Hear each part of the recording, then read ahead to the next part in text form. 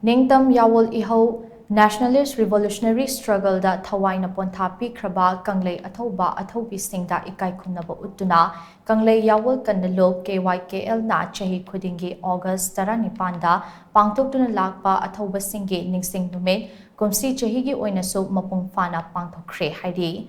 Kuntramathoi suba oina pangthokhiba Athouba Singi Ningsing Numit aduga mari leinana lona pikhraba lalholop Kykl ge Secretary Publicity and Research ihou khuding piduna thadurakpa cherol amana hai Athouba Singi Ningsing Numit pangthoktuna makhoigi mafamda hai lei katuna ikaikhumnaba utpa haibasi chahi kayadagi chathaduna laklaba lupki tradition ni handak chahigi oinasu thauramasi Kykl ge battalion Sing Central Headquarters CHQ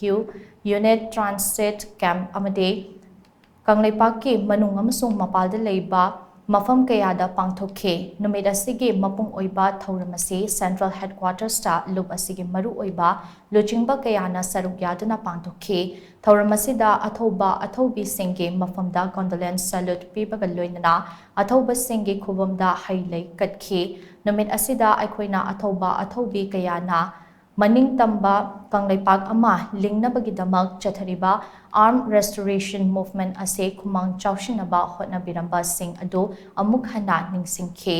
Ningtam Yawol ihou asigi-damak thawaina pontha pikhiba aikhoigi laiwaikraba ahalaman sing adude aikhoigi yeknabana kanano aduga aikhoigi marupna kanano haibadu mayek sengna khangname makhoigi hanbat naitraba lantheng amadi awangba thake kathokpa aduna ngasi fawba aikhoigi naharul singge thamoida Ningtam Yawol ihouge mairi adu muttana lehelibane adubu laibak thibadi aikhoina ngasimak thengnariba wafam amadi Kanglei Khunaida Yawol ihougi mingda masagi oijaba thiba mioi kayana India gi colonial agents singa khutsamnaduna Yawol ihougi mayokta lautunaba thabak kaya tawrakpa asini haide cherol asina makhatana hai chahi nauriba Kanglei naharul kaya nongmai paiduna gunda tauba ase mareibak ningba oina ukhanduna lana lamjingle amade makhoigi matung induna Yawolga namungnaba thabak kaya tawhale asigumba mioising ase aranba nationalism ke wakalon false idea of nationalism na chingduna chatpane makhoina kaidawnungda Yawol ihougidamak thawaina pontha pikhraba Athouba sing aduge khongul liduna chatpa ngamgadaba natte asigumba sashinaba mareibak ningbasing asina Kanglei Pak nationalism bu maru fuktuna manghan khinaba hotnabada natana asengba leibak ningbagi masak machu onthoknaba hotnarakane maramaduna Kanglei miyamna asigumba false idea of nationalism na humduna chatkidanaba hotnaba amade asengba revolutionary consciousness adu